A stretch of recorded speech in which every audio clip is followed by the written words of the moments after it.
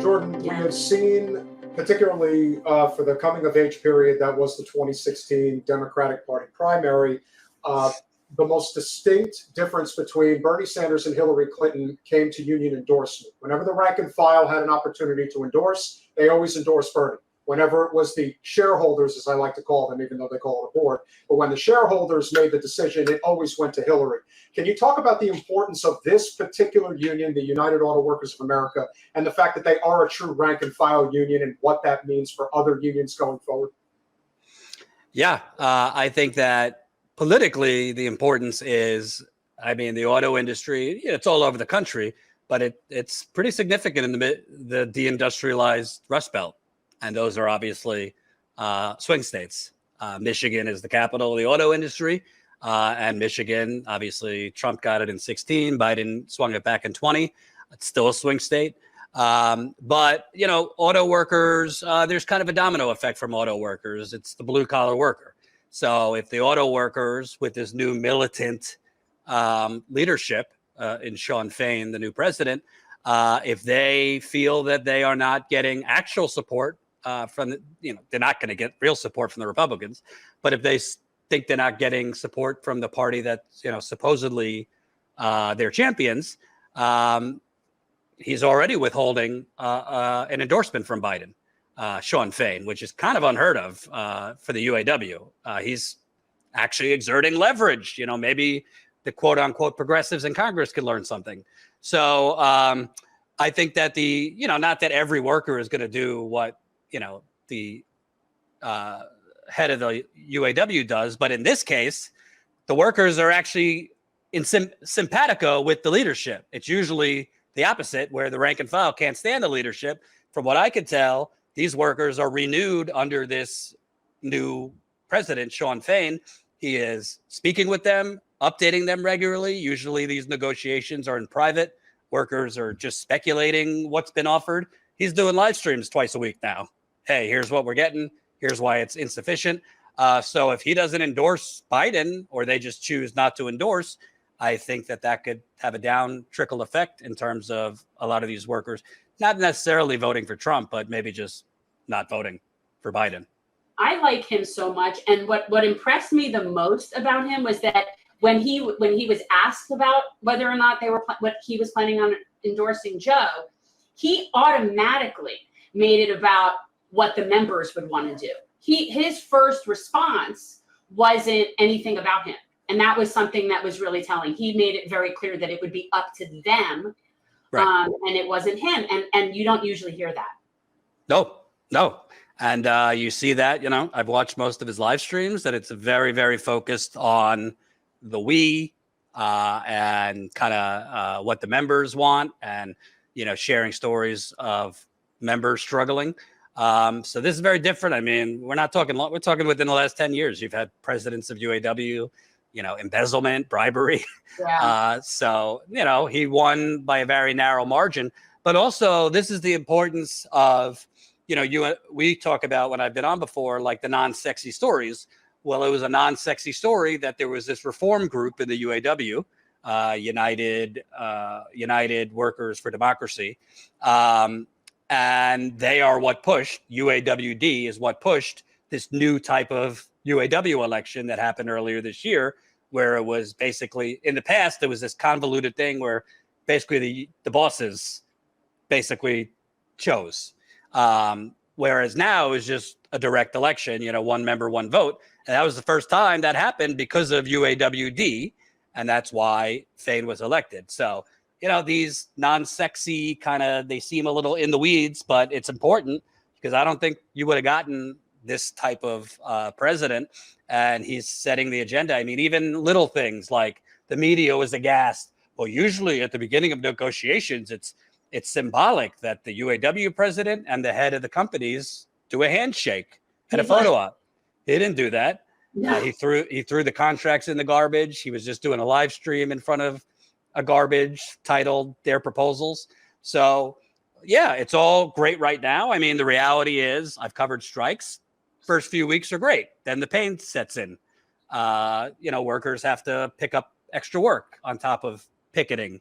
The pressure from, your spouse gets more because money's tight. There is a strike fund, so workers get some of their pay, part of their dues. They're getting some of their pay, but not their full amount. They're not getting all of their health care, and that could be obviously stressful when we're all already, paycheck to paycheck anyway. But I think he's really stressing solidarity, camaraderie. You also have the fact that the Canadian auto workers might go on strike a few days later. That's smaller. It's 18,000 workers, but you got the bridge from Detroit to Canada. If you have an international auto strike, that could be huge. And I think it's a domino effect because the auto industry, some other than the mining strikes of the early 20th century, there was the Flint sit-down strike, and some of the biggest actions among labor and strikes have been the auto industry over the last century. So this can really hopefully light a fire under all of our behinds. Well, let's see what Mr. Fain has to say. We're going to play a quick clip for you guys. And just, I find it incredibly sexy. Him sitting there and saying that every billionaire is a failed policy, find that incredibly sexy. Yeah. So it does it for me. And it just takes one. The next thing you know, maybe the CWA might follow suit and do the same thing. You never know. So here we go. This week, we finally begun to see all three companies at least submit something, which is why I wanted to have this update. On Wednesday, we gave Ford a counter proposal to Ford. We gave a counter proposal to Ford, and they in turn responded on Thursday. On Thursday morning, GM gave us a proposal, an insulting proposal, but still a proposal. And finally this morning, Stellantis gave us their counteroffer. Here's where things stand on our core demands. Under tiers, we need to end the broken system of unjust tiers. We believe in equal pay for equal work, that no worker should be treated like they're second-class citizens. We proposed a 90-day progression to top rate, the restoration of pensions, and post-retirement health care for all. Ford has proposed a 5-year progression, down from the current 8 years, and they rejected all pension and retiree health care proposals.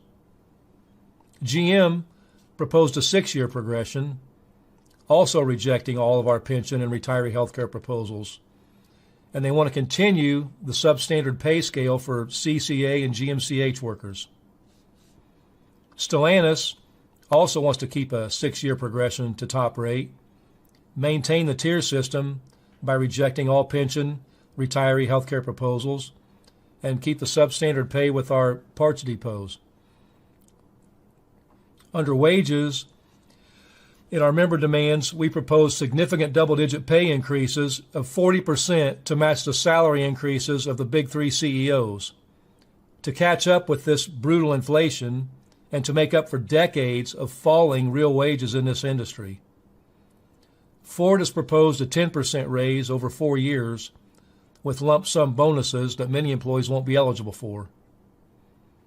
GM proposed the same, except members at CCA would only get 2% over 4 years, and GMCH would get no raises. This morning, Stellantis offered 14.5% over 4 years, and for their salaried bargaining unit people, they offered lump sums only. That's what these companies think you're worth. That's what they say about you behind closed doors, meeting with the bargaining committees. And then they go on TV and talk about treating us like family. Tell me, is this how you treat your family? Do you tell your family, good luck living paycheck to paycheck, but I'll keep my $29 million a year? Do you tell your family, go make cars 7 days a week, 90 days in a row, so I can buy a second house in Mexico? That's not how I treat my family. We aren't going to lay down and take whatever scraps they give us.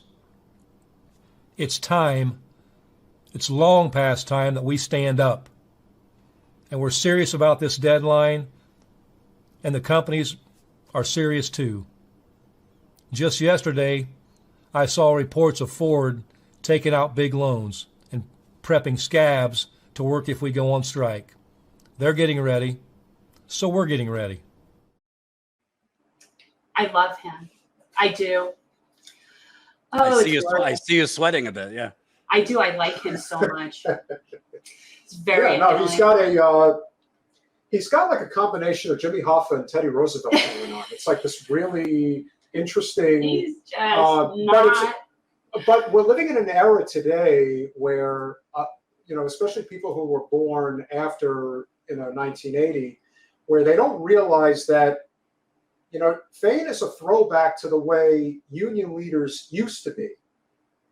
Going back to the days of Teddy Roosevelt all the way through Ronald Reagan.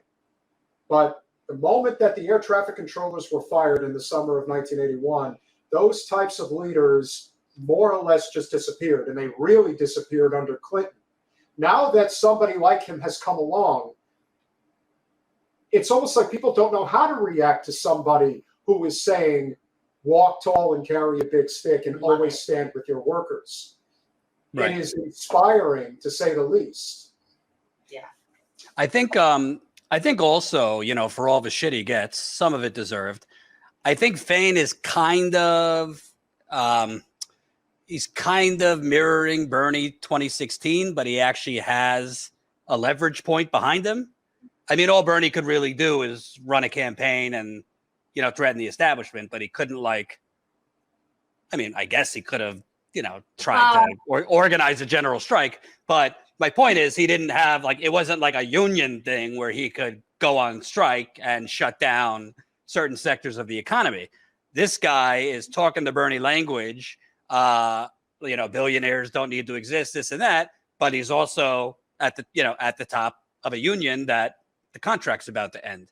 So it's just kind of that kind of populist militancy, even though Bernie didn't exert his power when he should have as a senator many times. The other thing he's doing, it might seem like a simple thing, but other contracts, like workers weren't getting these charts of how much these companies have made over the last year. The stock buybacks that they were doing. A lot of workers, they knew they were being screwed, but didn't really have the numbers to put to it. I mean, even that small thing that he just did, is that how you treat your family? This works and this excites your workers. And, it would be nice if we lived in an Occupy Wall Street utopia where we didn't need leaders. I think it worked. I think it helps to have a strong leader.